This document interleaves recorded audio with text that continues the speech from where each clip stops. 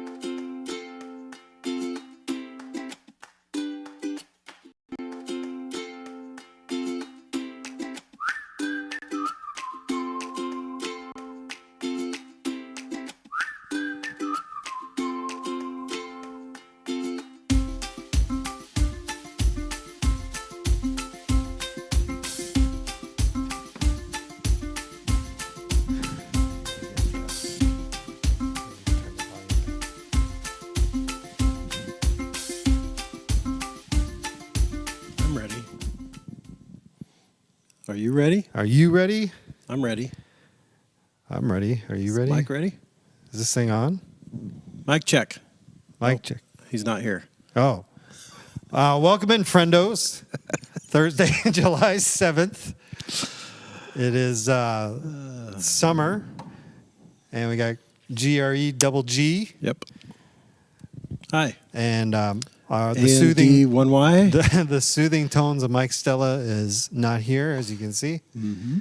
He is in work and got stuff. He's going on vacation or something like that next week, so he's busy. Is he?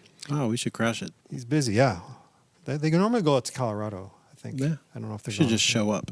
Yeah, to Colorado. Just show up. Show up to vacation. Stella family vacation. Yeah, but it is, man, June went by so fast. Went really quick. There was so many things going on here with the VBS and celebration and the annual meeting and the parade and stuff. It just flew by, and we are in July. It's been crazy. It is crazy. We're already past the 4th of July, which is like, is that the peak of summer? And then it... What do you mean, the peak or the highlight of summer? Not the highlight, but like everything starts going back after it. No?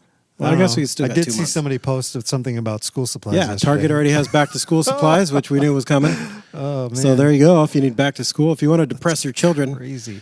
If your children are giving you a hard time at home, and you want to just Bring 'em kind to of Target. set them straight. Yeah, just go. Let's go school hey, supply kids, shopping. Let's go shop for school supplies at Target. Oh man, Yeah. that's crazy. On July 7th. Did you do anything fun for 4th of July? Yep, we did. We went to Stillwater and hung out there for a bit. They had bands and stuff out there. Actually, a really fun cover band, like 80s cover band. Like, I feel like there's Oh, it wasn't tons of those. Supertones cover band? No, not Supertones. No, they were pretty good. But there was Civil War reenactment guys out there firing off Oh, cannons, okay. which was amazing. That's what it sounds like at my house, like for a week around 4th of Yeah. July. No, dude. This was shockingly loud. And Jordan hated every minute of it. She was really wanting to go tell them to stop and pack up their things and leave. I found it amusing. It was fun. So It's funny. What is more nerdy, that or Brax getting dressed up like Thor to go to the opening of Thor this weekend? is he? Yeah. That's more nerdy, I think, because these guys are at least they're retired and they're like it's a hobby. I was talking to one of them. He's actually a nice guy. He's like, he lives. Was he in character, or you just talking to him? Like, Not in character. I mean, they had Okay. uniforms on, but they weren't like in character. They're talking normally. But he's like, yeah, it's just a hobby. He's going to Kentucky. I asked him if most of his events are local. Like, you guys just mostly do this in Minnesota or locally? And he's like, no, we had one in one of the Dakotas a couple of weeks ago, and then Iowa. And he's like, we go down to Kentucky in August and Texas or something like that. And he's like, it's a hobby, you know. It's like anyone that, you know, their hobby's golf. Well, my hobby is doing Civil War reenactments. So, hey, I learned a fun fact about Civil War in Minnesota. What's that? Do you know this? Minnesota was the first state to offer troops to fight off the rebellion, I didn't know the that. rebels. You know that? Like, the governor happened to be in Washington, and I don't know if he was meeting with Lincoln or somewhere along the line, like, you know, the war broke out or whatever, conflict at that point. I don't know if it was officially war, but he offered troops. So we were the first state to offer our troops to go fight in the Civil War. Wow. Mm-hmm. Go Minnesota. Was this guy older? Yes. He's- The whole group, most of them were older. There were, I say, aren't you a little old to be fighting in the war? yeah. There was You must be a general by now, huh? yeah. You don't appear to be in charge. So there was one guy definitely in charge. But there were probably a couple guys, maybe there's two guys that were maybe in their 40s, but the rest looked Yeah. like well into retirement. Imagine We'll say you and that. me trying to go fight a war. Yeah, It's- that'd be funny. yeah. Yeah. There's a comedian where he's talking about troops, supporting the troops, and I'm like JV troops. JV. Because he's like, if I had to go fight in a war, it's like, Anyway, that's cool. Yeah, I didn't do much of anything. Yeah, I know fireworks are fine and everything. You've seen them. You've seen them. Yep. So I just hunkered down at home, hung out with my dog, watched a few shows, played some video games.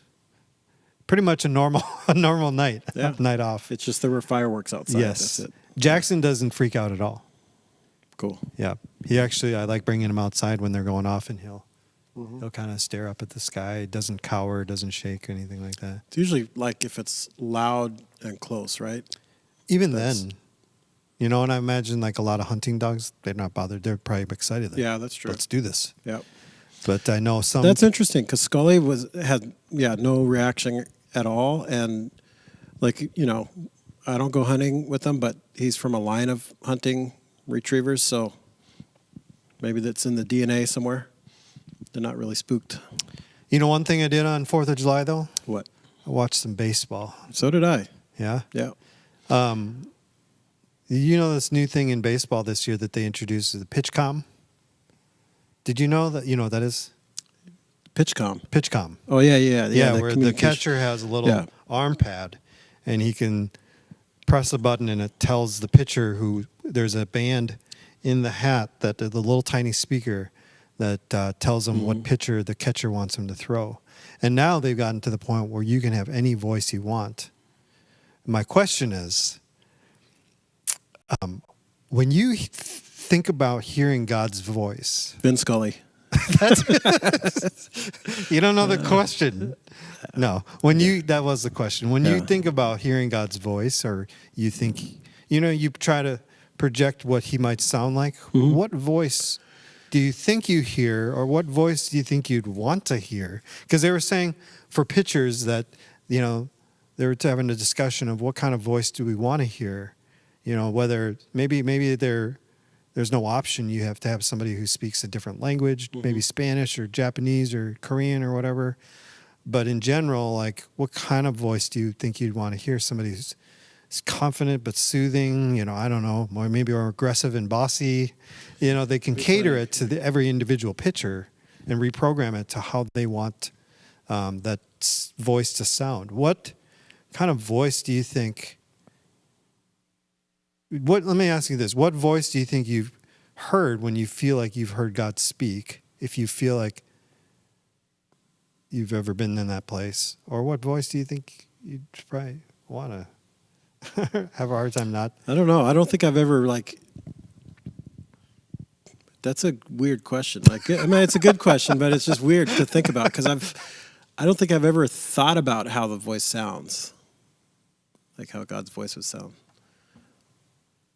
Like, I've never heard an audible voice from God. I was just going to actually... impression, or I don't know. It's just like you just know it's of God, but not audible. But you've heard people claim to have heard an audible voice of God. Yeah. Well, booming, like baritone, I don't know. Echoey. Yeah. Oh, man, I don't know. I've never really thought about it. Morgan Freeman. Morgan Freeman, yeah. Were we talking about this? There's a fan theory or some kind of theory that in Bruce Almighty that Morgan Freeman's character that's God is actually supposed to be the devil, not God. No. Have you heard that? I have not heard I just heard that. I heard it like a week ago and I forgot I heard it until just now. And now I want to watch that movie and see with that kind of perspective. Well, let's do it. Yeah. I haven't seen that movie forever. I'll do it, and you'll do it, and we'll talk about it. Okay. I did watch Dumb and Dumber last week or the week before after Mike was talking about it. It still holds up. It's so funny. Yeah, it is. It's so stupid. It's funny. Is so dumb. Yeah. Have you seen Dumb and Dumberer? Yes. Yeah. Have you seen the... I didn't see the new... the younger ones. Yeah, with the two... Yeah. Yeah, what one was that called? Wasn't that Dumb and Dumberer? I thought Jim Carrey and... or was that the new one they did a few years ago? I thought they did a new one with the older... With Jim Carrey and Jeff Daniels. I did not see that one, but I saw the one where with they the were kids. Younger. Yeah, and it was terrible. Yeah. It was dumb, not in a good way. Yeah. It was, yeah. I don't know, man. What do you think about the voice? I don't know. I'm like you. I've never feel like I've heard an audible voice of God speak. Yeah. I feel like there's been moments where I've felt him speaking to me in various forms, whether it's, reading his word and you feel like that moment right there. Yeah. That was, I found my way to a certain passage that, I think he wanted me to hear or to understand. I felt like he spoke to me through other people. I've never really been a person into like signs, you know what I mean? Yeah. Like driving down the road and there was this billboard and I knew it was God. I don't know. At least for me, I don't know if I've ever had that experience. But yeah, I mean, I've never really thought about it either. Of like, what voice do I think that I hear when I think that God is talking to me? Maybe ask yourself that. Yeah. To challenge, because I always have a hard time distinguishing if I'm having a conversation with myself, you know what I mean? Or if I'm really having a conversation with God.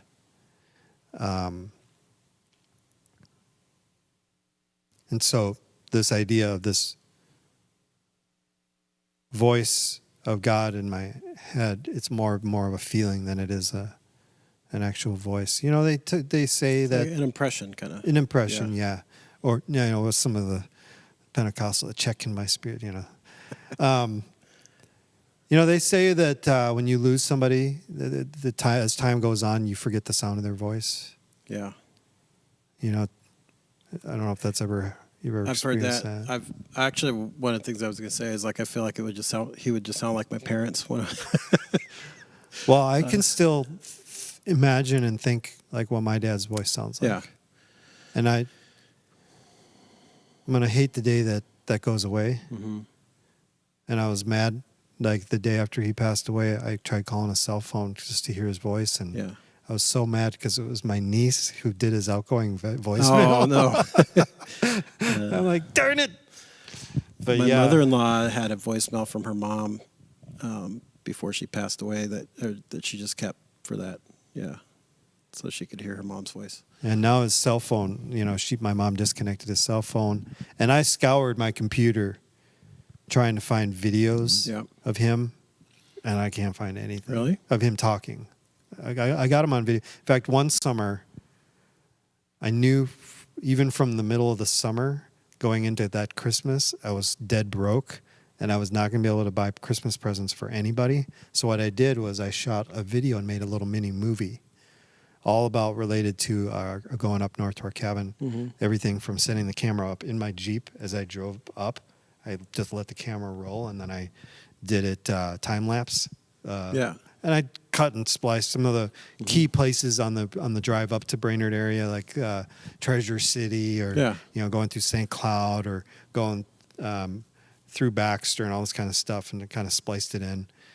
And then I shot a bunch of video up there, everything from the house, the cabin at the time, to the lake. I drove. It was like a Michael Bay movie. I drove the Wave Runner.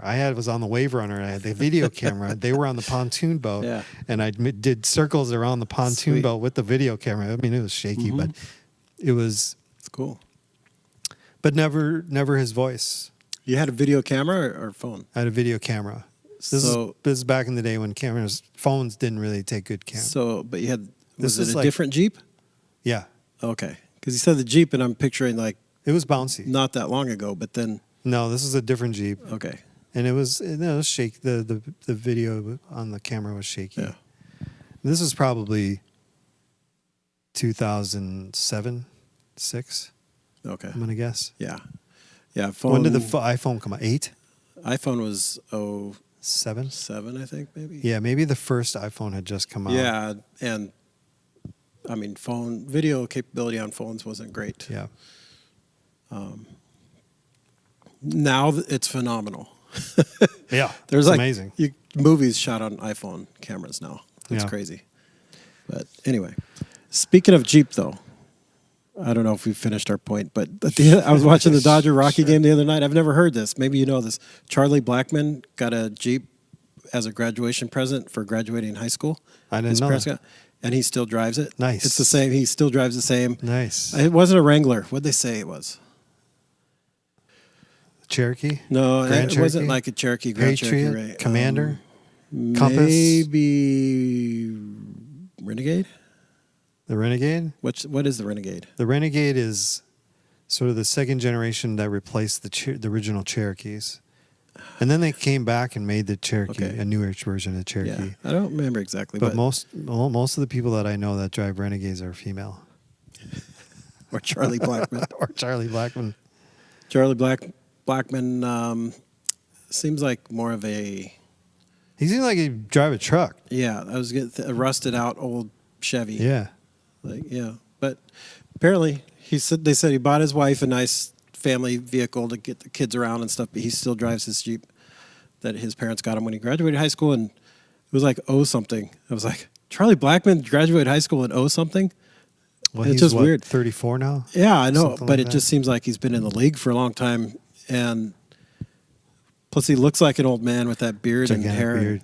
Yeah. Anyway, How's he doing on your fantasy team these days? he's been okay. He's not like he was, 4 or 5 years ago. Right. But he's better than he was 2 years ago or last year. Well, the last 2 years he's Yeah. been kind of garbage. Yeah, Yeah. he's been pretty good. All right. Well, here's what I want to do. We'll get some news in there, talk about what's happening around Northridge, any things related to community life and events and whatnot.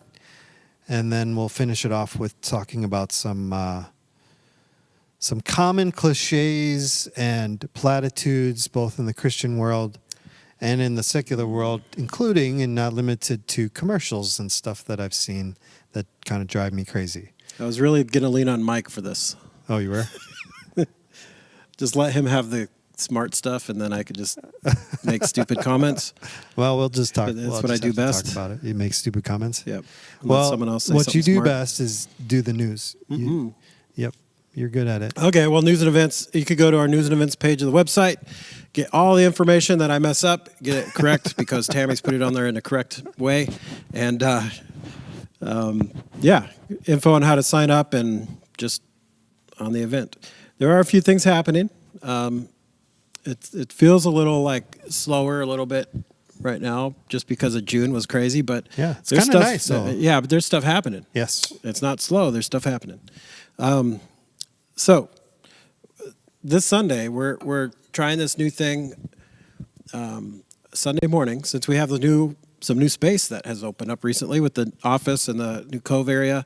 It's opened up some space, and Sunday morning during the 10:30 service, we have a marriage class that's happening.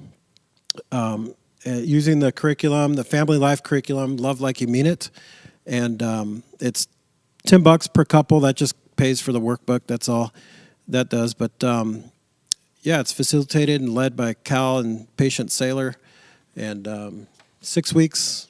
It's open to any couples that would like to join in and just go through that together and strengthen their marriage. So it's not like a marriage in crisis type of thing or anything like that. It's just kind of strengthen your marriage. And Family Life puts out some really good stuff. So Cal's gone through that before and said it's really good. So there's still room for that. If you would like to join that, you could go on the news and events page, click the image there, Love Like You Mean It image, and it should take you to the group that you could just request to join, or you could email me, jerryggt@nrf.life. That starts this Sunday. It starts this Sunday, and it's you got to each Sunday. start at the beginning of it. You can't jump in like halfway through. You need it's to best be at all not of to them? jump in, Okay. but What if you have to miss one? if you have to miss one, you probably can. But Okay. yeah, it's like anything. You get what you give, I guess, what you put into it. So, but yeah, that starts this Sunday and it goes through August 14th. So At the 10:30 6 weeks. service. During the So you 10:30 can go to service the in the church at office. 9. If you go to the new office area, there's a nice meeting room in there. That's where we're going to have it. So What's the name of the room? the meeting room, I believe, or conference. It's not conference room. It's not boardroom. It's meeting room. Something like that. Meet up place? Something. It's the marriage classroom. There's so during the summer we kind of scale back on during some of the services with kids and youth, but at 9 a.m. we got infant through 12th grade, all services at 9 a.m. So infant, preschool in the Cove, we got Treasureland for elementary kids, and we got middle school and high school youth down in the youth room at 9 a.m. At 10:30 is just Cove kids, so that's infant through first grade. So elementary kids and youth could, during the 10:30 service, could come on down and join us in Big Church, where Brax will be preaching again this weekend. Yep. So youth pastor Brax preaching again, Yep. and then I'm preaching next weekend. Yep. I feel like I haven't preached for a long time. Yep. I did Thursday night during Holy Week. Yep. I can't remember what that's called. The Last Supper The Last service. Supper. Thank you. Like, what is that thing again that we did? Last Supper service. Didn't even feel like a preaching. It was so Yeah, it's just- natural and comfortable just and say- casual. I usually just say some dumb stuff and That's not true. read a You were verse, good. and then we're gone. It was really good. Wednesday night youth group's been going. New 6th graders coming, and I didn't come around last night because Asher didn't come, but so I don't know how it went. But youth group's going 6th through 12th grade on Wednesday nights from 6:30 to 8, right here in the building. Youth have some events coming up too.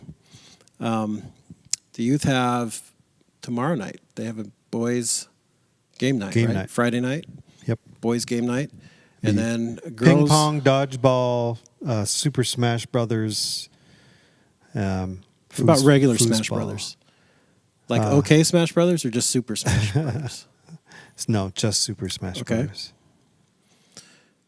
So they also have, what's the girls' The girls have a night? movie night. They have a movie night coming up. The boys also have, or the whole youth group has Yes. Oh, yes. baseball and- Saturday night is girls' movie night. That's right. Saturday, 6:30 to 8:30 is girls' movie night. And then all youth have a baseball bonfire. Campfire or bonfire? Bonfire coming up. I'm looking. July 16th. So next weekend. Next Saturday. Saturday. 4 to 9 p.m. Well, and next Friday night, the high school girls have a pool party and at the Allards. So Wow. lots of good And youth Sunday, activities. after this 10:30 service, Oh, yes. the Brax is hosting a youth and parent conference Luncheon. all focused around LGBTQ plus stuff. And so if you want to engage in a conversation with your children and don't know where to start or want to know more information or just kind of get in a place where how you can learn better how to respond as a follower of Christ. I know Brax says a lot of great things that he's learned from resources, one of them being Preston Sprinkle, who's got some great insights on how can we love this group of people. So that is this Sunday. I don't know if all these things, do you have to register for any of them? You have to sign up? A lot of them probably RSVP or register. I know the baseball bonfire one you RSVP for because I had to do that for my kid. But yeah. If you go to not the news and events page, but the youth ministry page. Yeah. Well, you could go to youth news and events too over on the left side. See ministry events. You got small groups. You got youth events. You got kids events. You got mission.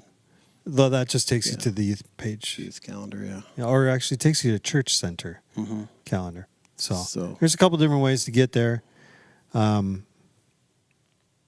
But yeah, go if you have more questions or want to know more about these events, go to the corresponding page. And if you got questions, either reach out to Brax or Greg and I. We can give you enough information to get you there. Yep. Yeah. What else we got, Greg? I don't remember what all I have said, but I think I got stuck on the youth stuff. We got the beach party. Yeah, camping. the beach party, family beach party is Tuesday. So the women's ministry is putting on this event and hosting this event, but it's family for the family meeting up at the Elm Creek Swim Pond. What day is this? That is July 12th. I think that's Tuesday. It's a Tuesday? That's Tuesday. Next Tuesday? Next week, yep.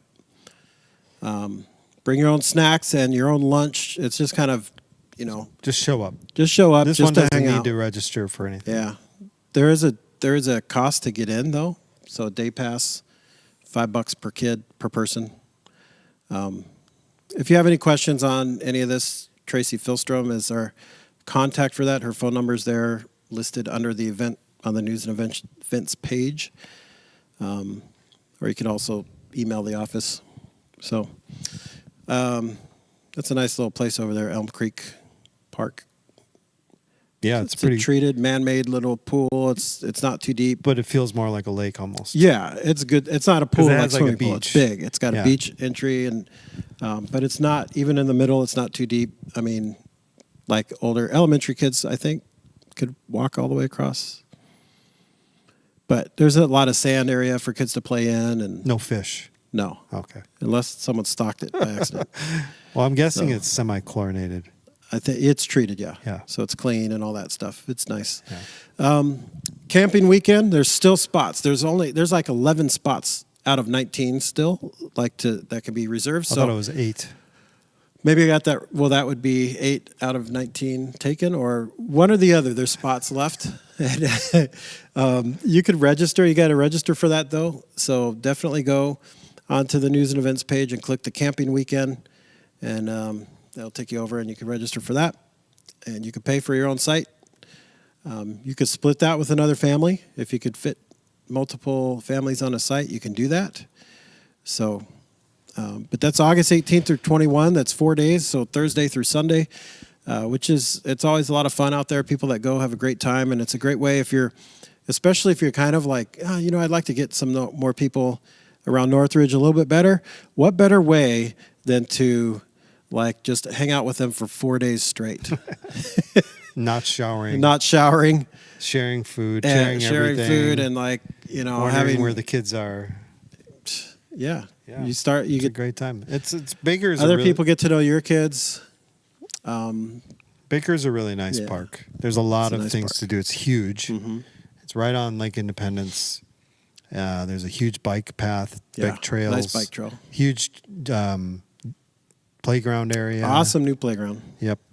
And they even have stuff you can rent at the lake shore, the lakefront. Paddle boats and kayaks and that sort of thing. Or you can bring your own boat. There's a boat launch. Boat launch. I'm going right to finish next all to your it. sentences and thoughts. There's one of those things you could walk out on the water and fish. Yes, a dock. Pier. A pier? Is it a pier? Yeah. No, it's a dock. What's the difference? A pier is semi-permanent. Is a pier in an ocean or in a lake? Pier is semi-permanent? No, a dock. Pier is more like permanent, right? Like they take the docks down in the winter, right? Sure. So you remove the dock in the winter. They don't do the pier. And a pier, maybe it's just because it's a weather thing. I don't know. You don't remove the pier. What about a dock in an environment where they don't have to worry about the lake freezing? That's what I was thinking. Maybe. So maybe is the word like weather related, pier, dock? No, maybe it's more size related. Yeah. A pier in the ocean, a dock in the lake. Anyway, Saturday of the family camping trip, we're going to be heading out there at right around 6 o'clock. We're going to be doing a baptism for those that have given their life to Jesus and yet have not expressed that through the act of baptism. And so if you're interested, if you are a follower of Jesus and you have been and have not yet been baptized, I want to encourage you to come out and join us on that Saturday, August 20th, and get baptized in Lake Independence. You can talk to one of us, myself or Greg, email the office or call the office, whatever is easiest for you. Talk to us after the service or before the service on the weekends. Email, whatever. I got some info for you. A dock versus pier? A pier and a dock. Give it to me. In general, we Americans view piers and docks as the same thing. Yet many professional seafarers see things differently. To them, a dock is where you tie up your boat, while a pier is a transitional structure between water and land. In other words, a dock is like a parking lot, while a pier is like a sidewalk. That makes sense. So all these things we call docks around here that you can fish off of are more piers. Not unless you park your boat by Unless you park your boat there. Then it's both. That should have a different name. A combo. It's a wharf. A wharf. Right? What's a wharf? Like the wharf? You go down to the wharf? Yeah, isn't that more like a It's a combination of a dock and a pier. You can walk out there, there's boats. There's a restaurant up in Fisherman's Wharf? Cross Lake called The Wharf. Is It's actually really good. Yeah. Is it on a pier or a dock? It's in a little bay. What a bunch of posers. Harbor. Posers. Yeah. Why are you so hard on people? Because they're not on a dock or a pier. It's not a wharf. What is a wharf? I don't know. Google wharf. What's the difference between a pier and a wharf? Let's do that.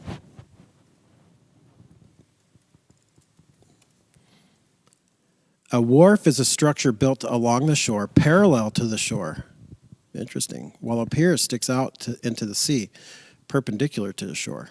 I don't know if I agree with that. I don't think you have to. You ever been to Fisherman's Wharf in San Francisco? No. Because there's you walk out, there's shops and you could see the seals and. Well, who says that? I don't know who this is. I'm taking their word for Who says that? gospel. Market Business News. What do they know? That San Francisco corners the market on the definition of wharf. Well, it's one of the most famous wharfs. Can you think of another famous wharf? No. Yeah. Oh, the wharf. The word wharf. Oh no, that's the Navy Pier. Yeah. Down in Chicago. Chicago. Comes from an Old English wharf into an Old Dutch word werf, Wharf. which both evolved to mean yard. What? An outdoor place where work is done like a shipyard. All right. We got a couple more things that I want to. I don't know if Greg knows. Is this these not things. good? That wasn't good. That was tantalizing. Okay. All right. Cross. Mm-hmm. I would just encourage anybody who wants to. They can always go down to help with food distribution at Cross, which is our local food shelf over in Rogers by Cabela's. We have a Net Lake trip July 30th to August 3rd. So anybody, I don't know if they're still taking people on that trip, but if you're interested in going up to the Net Lake Indian Reservation, you can go to news and events, click on the missions and make a difference trips and stuff. You'll see a calendar of upcoming events. Talk to Dan Or talk to Dan. or Dale Dimitrov. And then the last one is actually not on here. Is the Taco Tuesday at Dayton Mobile Trailer Mobile Home Park. Yep. And we're still looking for people to bring food. And I couldn't find it on the news and events Yeah, stuff. it's weird. I thought I saw it before. Looking for certain food items still. And we're also looking for people to serve and just in general to go hang out and just be relational with the people that will be coming to get food. Mm-hmm. I was hoping to go, but I have an invite to go to my uncle's that night, so I don't think I'll be able to go. So it's Tuesday, the 12th. Yep, next Tuesday. At 5:30, I think it was. Yep, where are you finding that? Just on the planning center? Calendar, yeah. Okay. Yep, 5:30. Yeah, I'm not sure why it's not on this. You know? Yeah, but it's technical and probably doesn't concern most people. Just the way of publishing something on here that it wasn't done that way. So we can fix it. But even going into the missions page, it's not on there. Anyway, if you're on Facebook, I know Sean Nielsen posted something on Monday or Tuesday, I think, of looking for more people. Yeah. So go to our Northridge Life Facebook page and scroll down for a post that Sean Nielsen, he's, I think, leading this event. So that is Tuesday. that. Taco Tuesday. Taco Tuesday. Yeah, it's published to the registrations because there's sign-ups and stuff involved. So, yeah. Anyway, we're still working out all the intricacies and features of Planning Center. Yeah. And how to get everything best out to you all. So, be patient with us. Yep.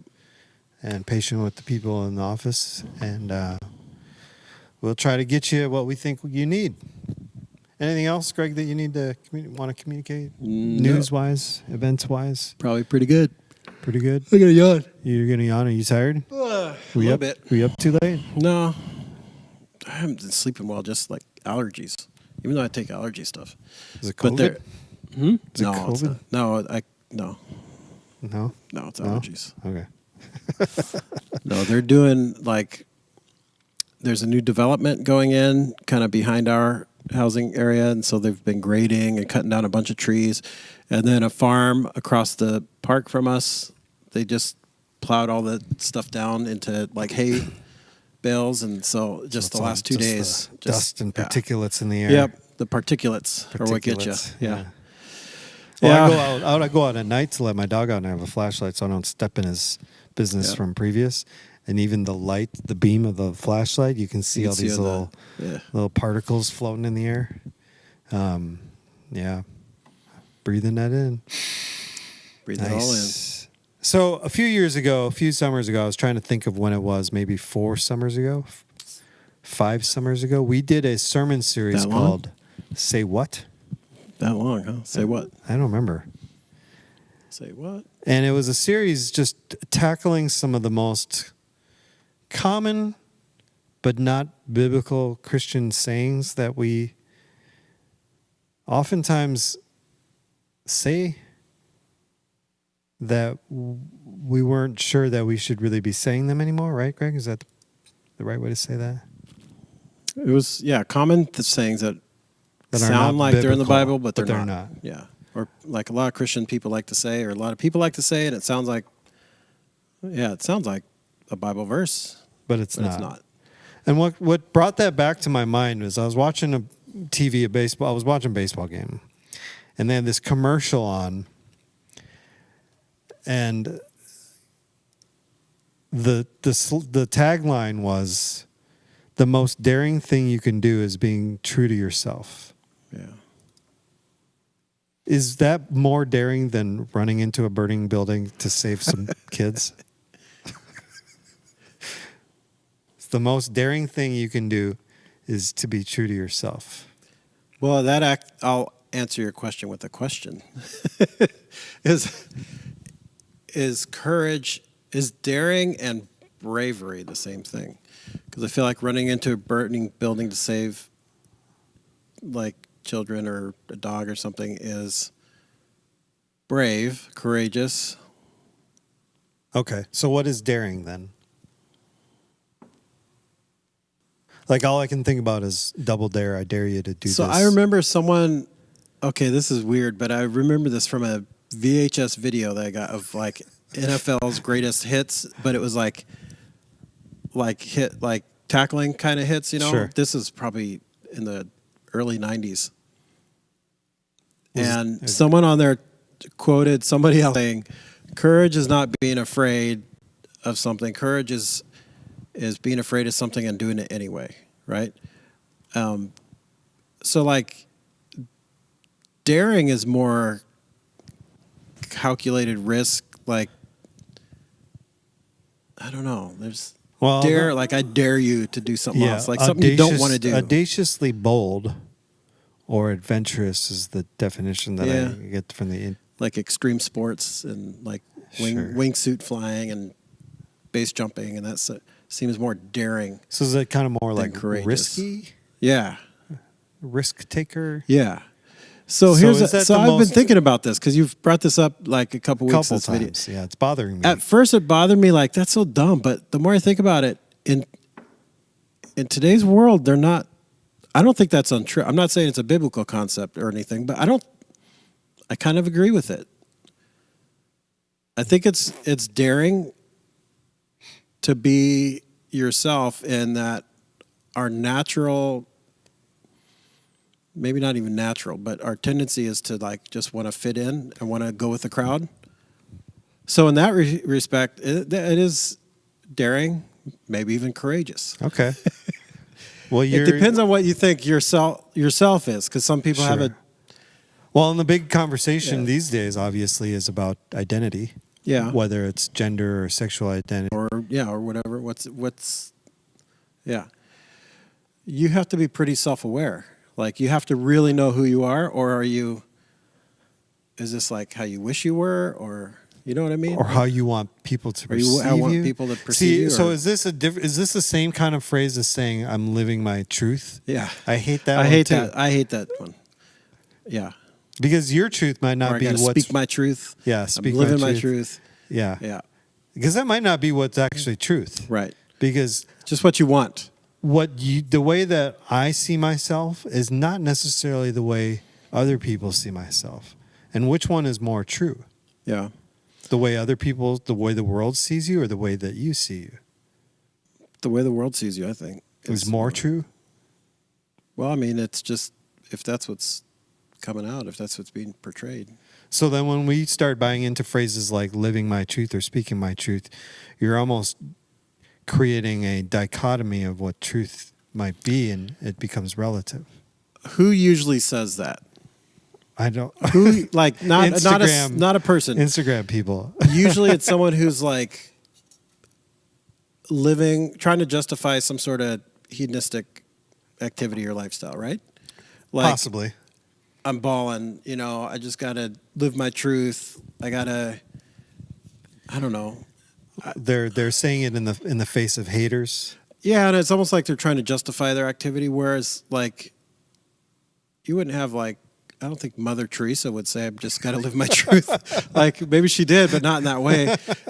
Someone who's just like a servant, or We someone should who's make like a meme about that with Mother Teresa. We should, just like Christian martyrs or something. Like I just got to live my truth, because you don't see people bragging about their lifestyle if it's like a vow of poverty, or if they're just like serving people continuously. Right? It's usually people who are kind of looking for attention or trying to justify some kind of extravagant Sure. behavior or lifestyle. And they put an exclamation point by posting it on Facebook. Yeah. Or Instagram. Yeah. Or doing a TikTok.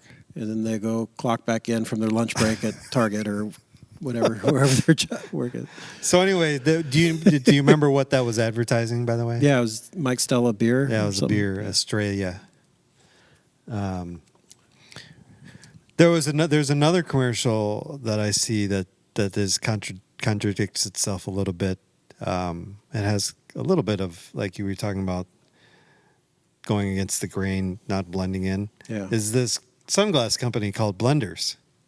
I've not heard Have of you it. ever seen that commercial? Mm-mm. This cool for school looking dude. He's a surf coach from California. He's like, I wanted to shake up the sunglass industry, so I created Blenders. I didn't want to blend in. Oh. So I So created they called it Blenders. Blenders. That's the actual words that he uses Yeah. in the commercial. He goes, "Don't blend, blenders. Don't blend in." All right. Commercials are goofy. Yeah, like you they're ever goofy. pay attention? Most people DVR the stuff and they just fast forward the commercials. I find commercials so fascinating I like commercials. because it tells you, like if you pay attention and watch these goofy things, Yeah.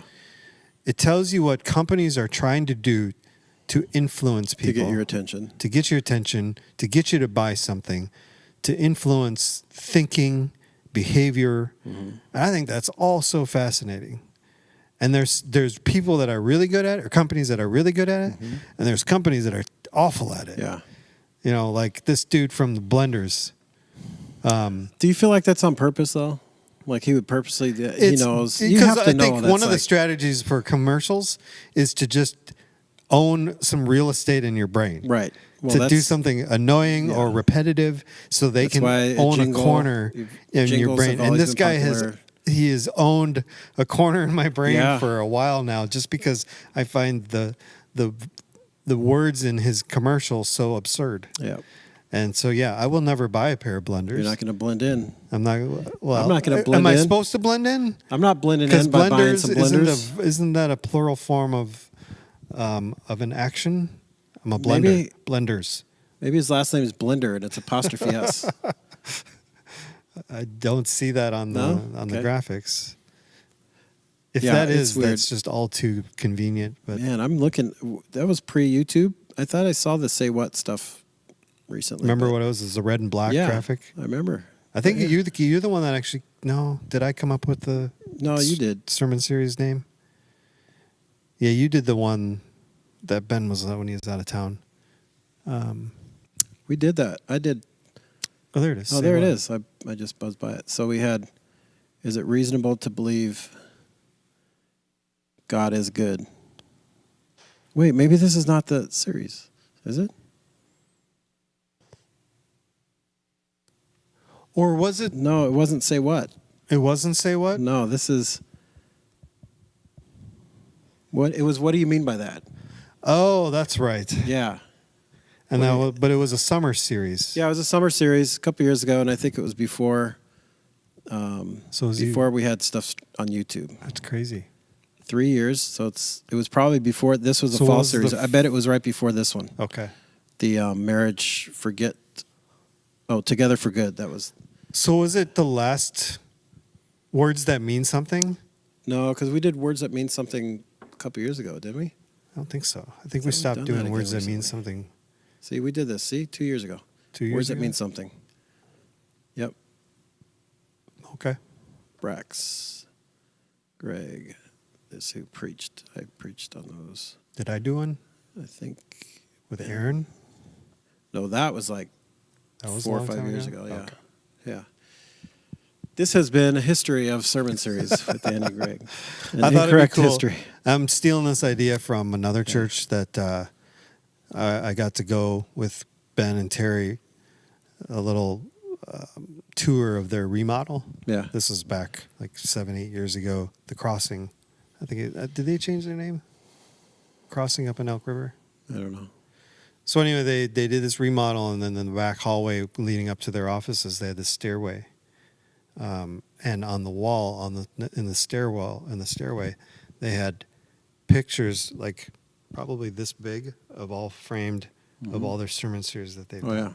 I thought that'd be kind of cool Yeah. to do that because Cool.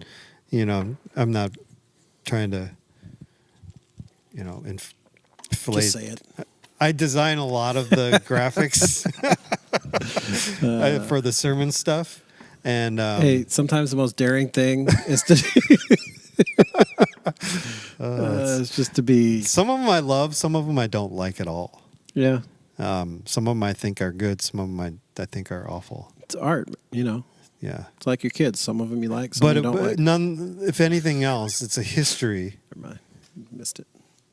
Well, you put it up on the fridge regardless if it's good or not, right? Yeah, I said it's like your kids. Some of them that all my kids, not your kids' art, but just the kids in general. Never mind. It's like some you Explain like. yourself. It was a joke. Okay. So I had made a list of some of these sayings, whether it's in the culture or Boy, that was a huge lead up to this. Christianity. Yeah, I know. And so I thought we would just kind of talk about some of these little bit by little bit and see what you have to say about some of these. I'll give my opinions too, but Okay. Shoot. What say you, Mr. Schultz? another commercial with Snoop D-O-double-G. The best plans are no plans. Sometimes. Sometimes. But is that a plan? It's not how fast you mow, it's how well you mow fast. These are all commercials. It's true. Yeah. Kind of. Is laughter the best medicine? Isn't there like some data to kind of back that up, I don't know. even scientifically? Could be. It kind of has to do with your state of mind. So is it more placebo effect? So there's a term that I think is kind of not redundant. Overused? No. I think like we use it too negatively. What? Laughter is the No, best medicine? placebo effect. Oh, okay. Like, well, maybe it's just a placebo effect. It's like whatever gets you better is fine. Is you it? know what I mean? Yeah. Like, I don't care if it was. Who cares if it was like not the real medication? Water pills? If you feel better, then that's the goal, Yeah. right? So placebo effect's fine. Okay. We say it as if it doesn't count. Like if you beat some like disease where you have like some harsh medication, but you also had like an experimental program and you were getting a placebo but you got better. It's like, would we say, no, you got to go back and do it over with the real medicine? To me, that would be better because then you didn't have to put Yes. stuff in your body. That's kind of my point. Placebo effect is better than medicine. Mm-hmm. But we'd say it like it's some sort of knock on the person. Sure. Placebo effect. Mind over matter. Anyway, sorry. So yes, laughter. I think laughter is good. Yeah. When's the last time? Do you ever laugh when you're by yourself? Yeah. Yeah, I do. Yeah. Yeah. I think that's a big test of I kind do. of where the state of your mind and kind of Like temperament. if I think of something, yes, I'll give you an example. Yesterday, I wasn't by myself, but I was laughing with my like. with yourself? Yeah. You- I was driving. I had the kids with me, but so this is funny. It's a visual, and you won't be able to unsee it once I tell you about it. oh, no. But we were coming back from Elk River. We had to go up to the pet store and then Were you to on play it 101? again. Were you on Sports. 101? Yeah, we were coming Okay. back. All the construction. Yeah, but we were back like at Seago area, like headed back toward Rogers. And I was in the right lane, and this guy in a Harley came by on the left lane, and had the big handlebars out here. And then I just happened to notice like he had the pegs where like his feet are forward, kind of like this. And for some reason I've never thought, but I just pictured his body without the motorcycle. It's not like how odd it is that like in what other context would you sit like that with your feet The out? position. I know. With the So huge then- high handlebars. Yeah. Like it just. So then I started laughing.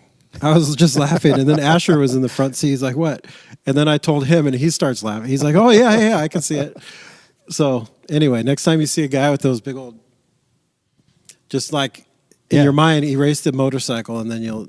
It's just funny. Yeah, nothing against people that do that, by the way. We love No, you. it's just funny. It's a funny. And if you have one, Position. I'm sure Greg would love to take a ride. It's a weird position though. Like Because not just your hands, but your feet. it seems so uncomfortable when you have to drive Yeah. like this. But then, like with your feet out too. Yeah. Like that's just weird. Yeah. It's like all of a sudden you're a U shape. You sort of just kind of like, I don't know. Anyway.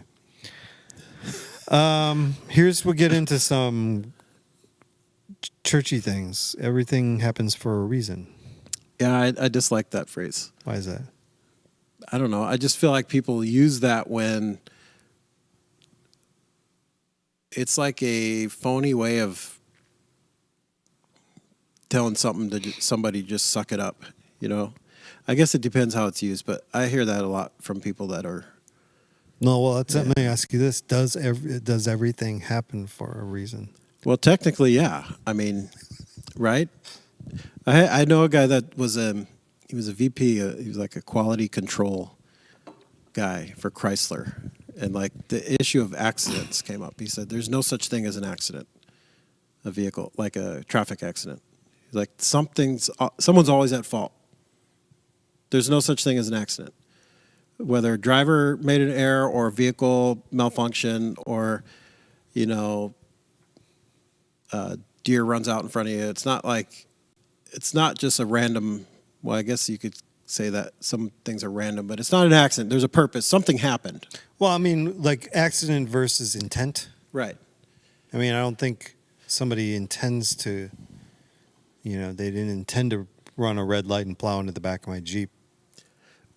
They maybe didn't intend to plow into the back of your Jeep, but they probably driving too fast, not paying attention, and then tended to beat the yellow light, which turned red. No, it was or- always red. Or just ran There was red. a line of cars. So they weren't paying attention. Yeah, they weren't paying attention. So they But- made a choice But to there do wasn't something else. intention to, They weren't trying to purposefully do injure that. you or Yeah. or your vehicle, right? But I think that was his point. There's always a accident. We use it as like, nothing could have prevented it almost, but most accidents to are abnegate preventable. responsibility. You're right. They're Yeah. preventable. There's no such thing as that.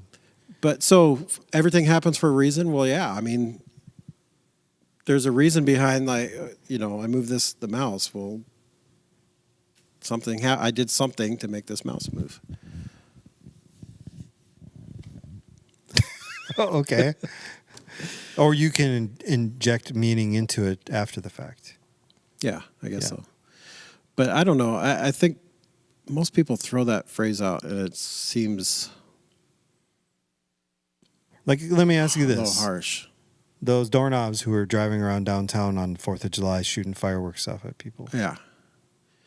So let's say one of those goes through someone's window or catches their apartment on fire, and their dog dies or something, and then I would like, well, everything happens for a reason. Maybe, this is a blessing in disguise. It's the Christian version of that. Like, I might punch somebody if they said that to me if I was in that right. position. That's where I always hear it. Like, oh, everything happens for a reason. It's like, I don't know what else to say, so I'm going to say this. And I don't know. That's why it's just personal.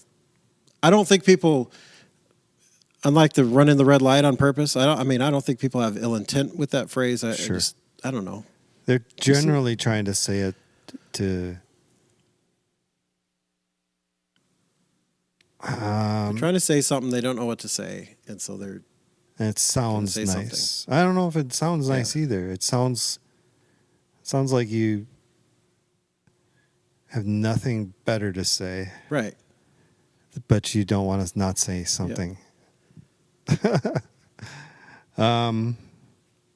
When God, this is one of them actually that was in that series. When God closes a door, He opens a window.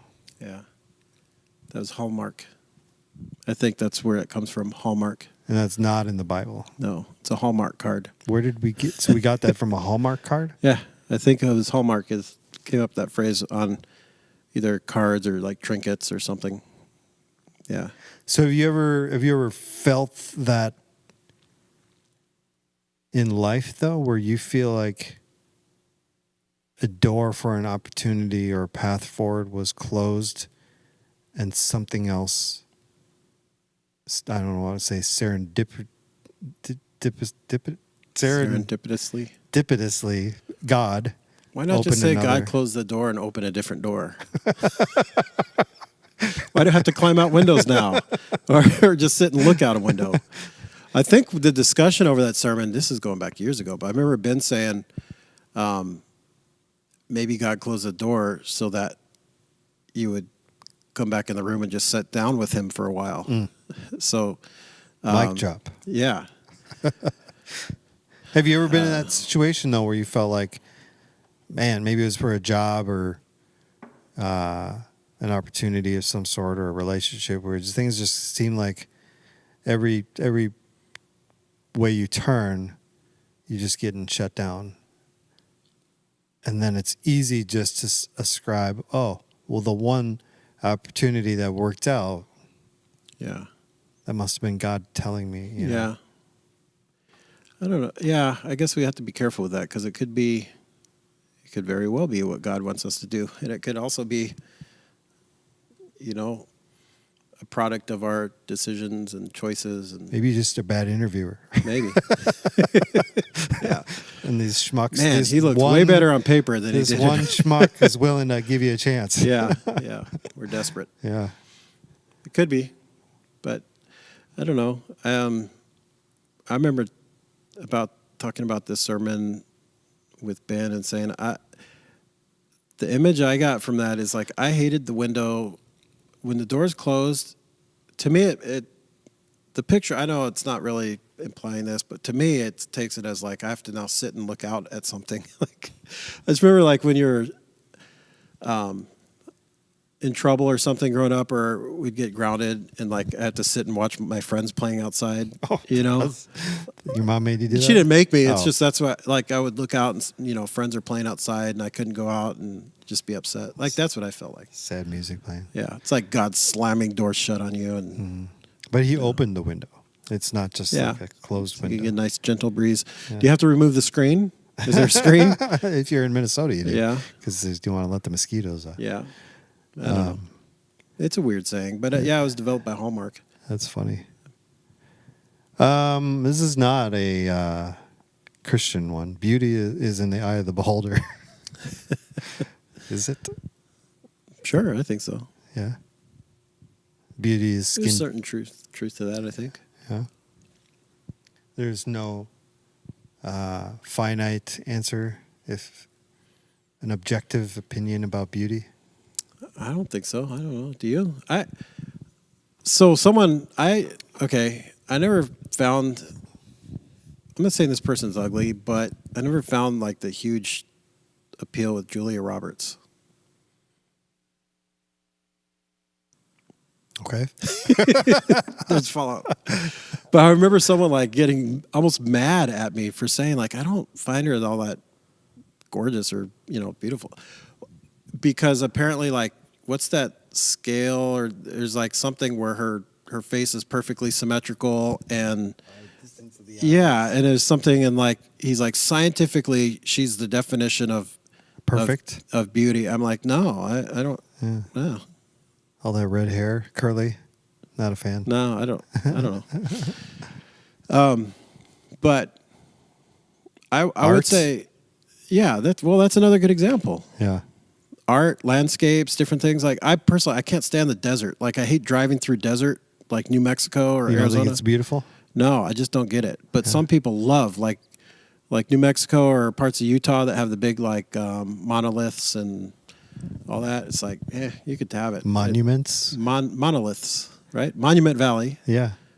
But I was just saying that in reference to VBS since we just yes, had monuments. But yeah, so I people have different tastes. The customer's always right. You ever work in retail? I have, and I will say that is patently false.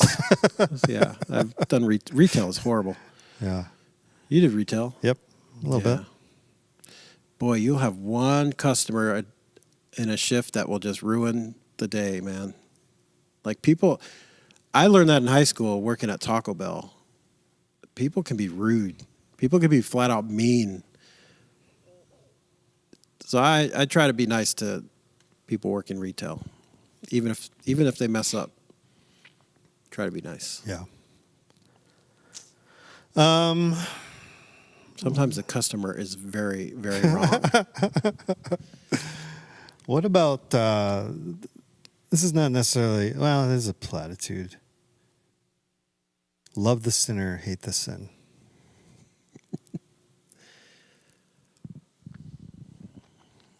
I mean, I get the idea. Is it in the Bible? That statement? No. The sentiment.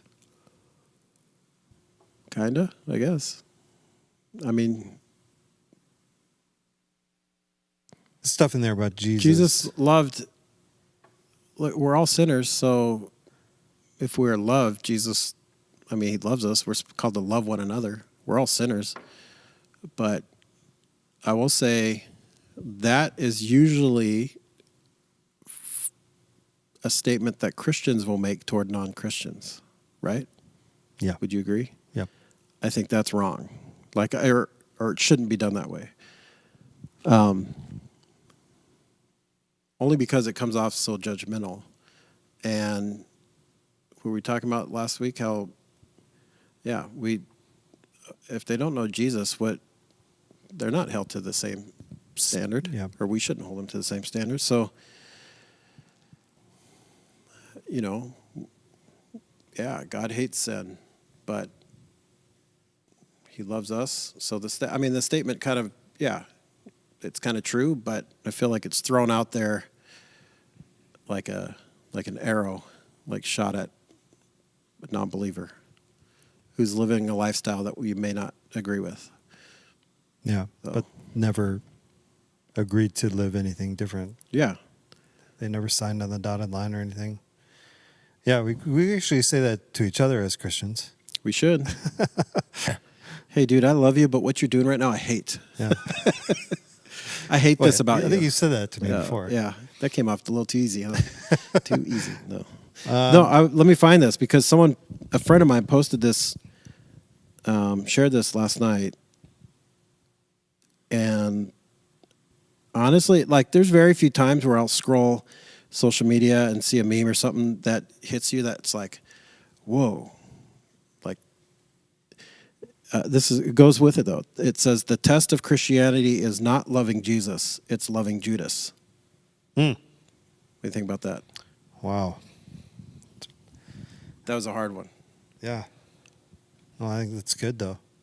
Of course, we're supposed to love Jesus, but the test, the proof of your walk, your Christian walk, is not if you love Jesus, but if you love Judas. Yeah. That's why I always liked you have the golden rule, which is to love your neighbor as yourself. But almost makes it more about yourself than it does about your neighbor. Yeah. Whereas the new commandment that Jesus said, I leave with you, is to love others as I have loved you. And so it's like the platinum rule, not the golden rule. And being able to approach the world looking at every individual, believing that they were made in the image of God, that he loves them, he died for that person too. And that's the way you should treat them, regardless of what they believe, what they look like, what they've done to you, what they haven't done to you, what they've done to other people that you care about. Doesn't matter. How bad their driving is, whatever it might be. If they're being true to themselves. It's very hard. It's very difficult, right? Yeah. I mean, it's very difficult. But I think that's... I saw that statement. I was like, dang, that... It stung, like, in a good way. You know, like, man, that's... It got my attention. I know another one that you had a problem with is that God helps those who help themselves. Yeah. Well, it's just not... You preached on that one, dude, didn't you? Did I or did Ben? I don't remember. So long ago. I think Ben, because I remember a statement he made about, that's the whole point of Jesus. We can't help ourselves. You can't help yourself. It's sort of like That's the point. self-help. Yeah. Because self-help instantly becomes an oxymoron when you go looking for self-help book. Right. Because it's an admission that you don't have it within yourself to help. Yeah. So you got to go outside of yourself. You're looking for someone else. To ask to ask somebody else to help self so you could self-help. You know what helps yourself is like writing a book that other people will buy. I mean, that helps your self-esteem, helps your bank account. Yes, which, they say money can't buy you happiness. But at least you could choose your own kind of misery. That's Rodney Dangerfield. And Easy Money. Easy Money. Yeah. I was thinking either that or Back to School. Was it Back to School? What was it called? That was a movie, but I think that line was from, I think it's the very end of Easy Money. Okay. Yeah.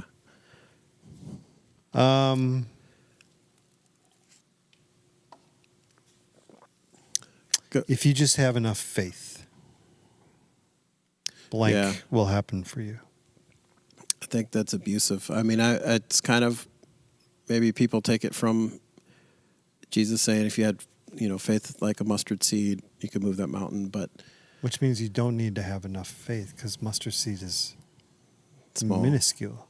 And he chastised the disciples a lot about lack of faith, but then he praised other people about their faith being strong, and that's what healed them. So, but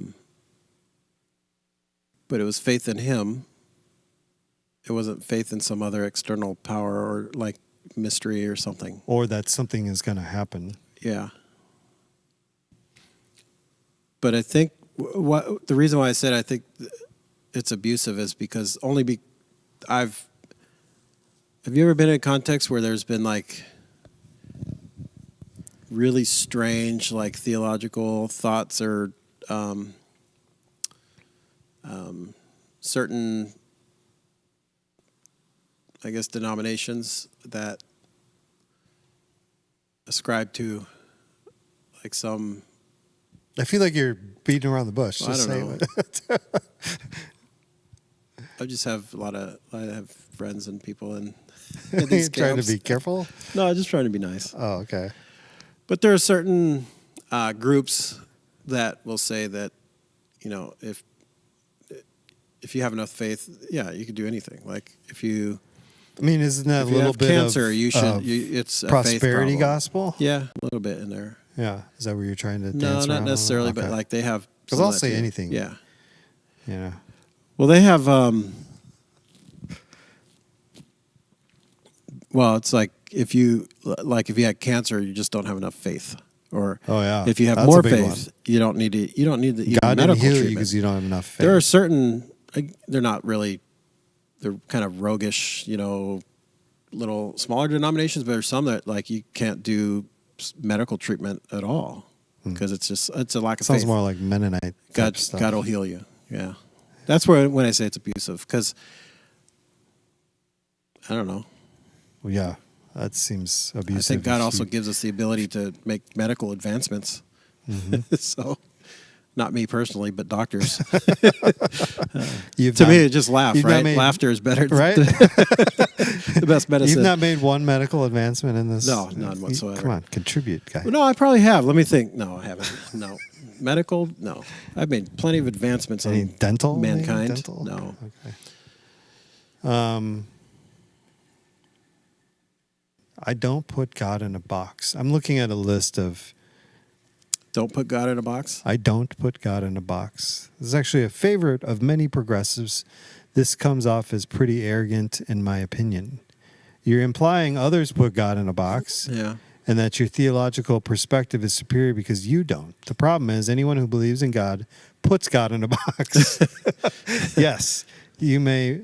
Your box may be different than other boxes, but unless you share the mind of God, your understanding of God is some conscripted, dimly illuminated view of who and what God actually is at best. So it sounds like this guy doesn't put God in a box. if you read that, that's what he's saying. Yeah. kinda He's funny. got it all figured out. He's got it figured out. Yeah. Genius. I'll tell you what's dangerous: putting God in one of those small, like Amazon envelopes that you can tear open The instead of a box. You know the white ones that Yes. you just rip the thing. Yeah, I feel like God's much bigger than that. the ones that I hate though are the brown paper bag ones that when you yeah. open them up, all the little all dust. the foamy dust. Yeah. Oh, those are annoying. Yeah, it's Because if terrible. you don't open it the right way with that little tab, then all of that stuff breaks out into the house. Yeah, that's bad. Yeah. Any other sayings and things that kind of any other commercials or any other cliches? Christian or not? Covered a lot of them. Well, we kind of, I don't know if, did I mention it? Because on the Speak My Truth thing, I was thinking, like, I just got to do me. That's kind of the same thing. Time heals all wounds. Oh, yeah. What do you think about that? I don't know if it heals all of them. It helps. I think generally speaking, time helps. But, I mean, there's certain things that you don't fully get over. Maybe it's a little easier to accept at time, but Is that 9 dumb platitudes that suck the air out of a therapy session? that'd be good. Everything happens for a reason. It is what it is. Yeah. Ugh. Yeah.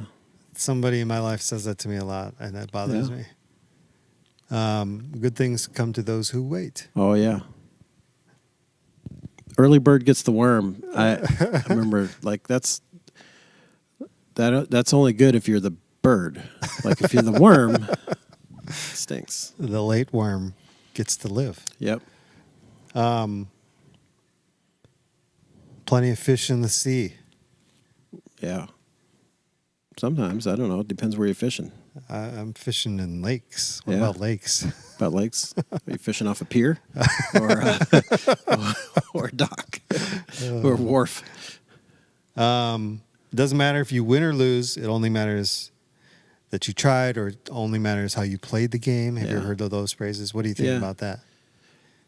Generally speaking, don't like it because of competitive nature. Yeah. But You're not into participation trophies? not really. I mean, there's a reason why we play games and sports. It's like, Yeah.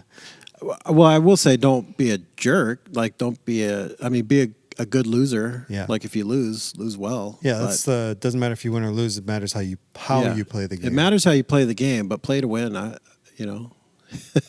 What doesn't kill us makes us stronger.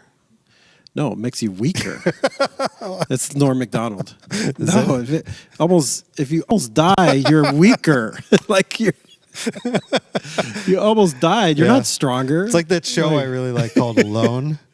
Yeah. And people they push their bodies to the limit. Some of them within like 15 days they lose like 28 pounds, 30 pounds. and a lot of them have to be extracted because their body is going into shock because they don't have the nutrients. Yeah. And they nobody's died on the show yet, but they're definitely not stronger when they get pulled Yeah. off of the show. Right. That's the other thing is people say that like it's kind of like something you throw at somebody when they've done you wrong or something. I don't know or if you get a raw deal or something went south in your life. But it's not true because most of those things cause scars or cause wounds in us that we carry, and it doesn't make you stronger. It typically like gives you a chip on your shoulder about something, right? And it's not like I don't know. You can definitely become better, because of some situation. I mean, you can, some things can make us stronger, right? Well, maybe but I don't what know if doesn't it's kill always you true. should make you smarter or I guess. wiser. But Yeah. you see all those athletes that they got skipped over in the draft, and now they're all playing with a chip on their shoulder. Yeah. And then they're playing against the 26 other teams that passed them in the Right. draft. I don't Yeah. buy into that kind of stuff. Yeah. Like Steph Curry, that was a big one that people always bring up. Mm-hmm. And the Timberwolves could have had him. Yeah, but you know what? He's just really good against everybody. So, what about the teams that didn't get a chance to draft him? Right. He's still good against them. Yeah. I just think to me, that's more of a classic example of, it's like the whole combine thing. Like players will be really good in college, and then it comes to like the physical attributes, like, oh, he's not tall enough. Oh, he's only 6'1". I don't know how tall Curry is, but I just threw 6'1" out there. Because you hear that in football. Like, a guy would be a great wide receiver or something in college, but then he's the NFL combine. Well, he's only 6'3.5", and his 40 time is, They had 0.2 of a about- second slower than these other three guys who no one's ever heard of and played at small schools, but all of a sudden they go like rise in the draft. Well, they had that Like- about a guy in the draft. I actually was around John Randall at the time when he was talking about because they were doing combine results. Yeah. And he's like, this kid is awesome. The only problem, he was like 5'9", 5'10", but he was super fast. It wasn't like huge, like size-wise, but he just... And he wasn't going to get drafted high because of his size. Yeah, So, that's just weird. yeah. Better late than never. How do you feel about I suppose. that? I suppose. I mean, I'm often late, so yeah, Yeah. sure. Depends on what it is. Sometimes never could be okay with me. Yeah, right. Yeah. It's Yeah, like at this sometimes point, I'd- you might as well just not come. Yeah. Yeah. Sometimes I'd rather not go than be late. I mean, Nice guys finish last. I don't know. Is that a Depends true on what. statement? Sometimes. I've known some guys finish last that weren't very nice. I don't know. Who's the nice guy that is always finishing first? Let me ask you that. Who's like top of their game that's always like, I don't know, you think of like super successful at what they do?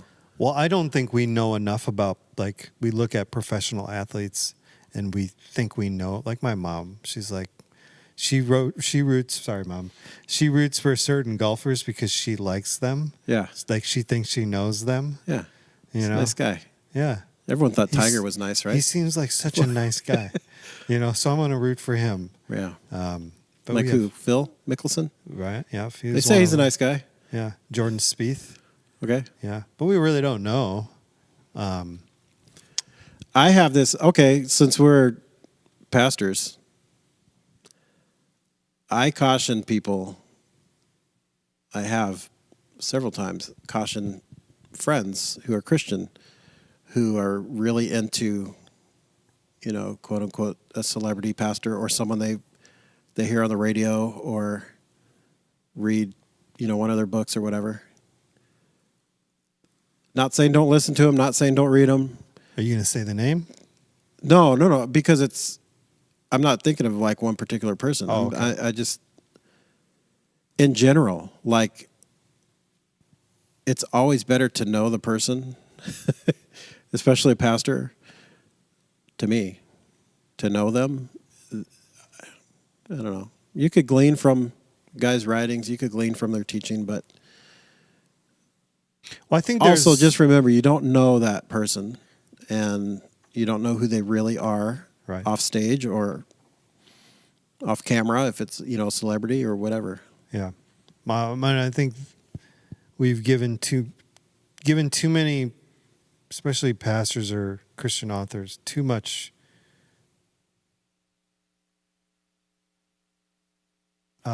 What's the word? Just too much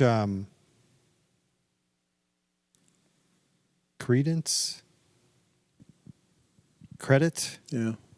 only to be disappointed in the end. But that's not necessarily their fault because we're the ones who idolized them. We're Yeah, a the little ones bit. that put them on a pedestal Yeah. without knowing very much about them other than what Yeah. we've read or what we've heard on a podcast or what we've heard in a sermon, I'm sure And you've I been think- around certain guys that maybe are kind of well known, and you've seen a side that is like, well, he wasn't that nice of a guy. Yeah, I mean, I haven't met a ton of celebrities in my life, but yeah. I can name names. There's been a couple pastors that when they get up on stage to preach, they're like a totally different person. And Yeah. not in a good way either. Yeah. They're like, I like that guy more, but when you're off stage, I don't really care for that person. That's kind of what I'm talking about. Yeah. If you meet him in person, you're like, eh. So my friend Scott tells this story about when he was a youth pastor up in Seattle area, and they were doing this big joint, like a network of churches. A bunch of youth ministries got together and did this big event festival. It was one of those things where like, hey, okay, Andy, you're gonna lead a couple songs and worship, and then this guy's gonna do this, and this guy's in charge of this. And he said one guy was just like, yeah, I'll preach, I'll say a few words or whatever. But it was like, cool. Everyone was cool. Everyone had their role, and they kind of agreed. It's no one. They're trying to make it more about this outreach in the community than not one singular one person or individual. church or Yeah. ministry.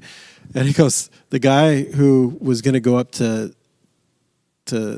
say a few words, all of a sudden he changed clothes. He said, I'm not joking. He came up in black leather pants and this headset mic, and was like a totally different person, all hey, all rowdy and hyping everybody up and trying to get all this attention for himself and stuff. And yeah, I don't know. I thought it was funny. And there are people like that once it's time to go on stage, they're way different, like a totally different person. Where it feels like, if you know them, it feels like that's more of a performance than anything else. So It's one of my biggest struggles of even getting up. Even just doing music, but also when Ben asked me to do the sermon, I struggle with that greatly. Because I feel like I have to present in a way that is interesting, right. and engaging and helpful. There's performative aspects And to I'm not to as it, for sure. I'm not much of those things Yeah. in general, Not engaging. or helpful, or anyway. So it's like, Yeah.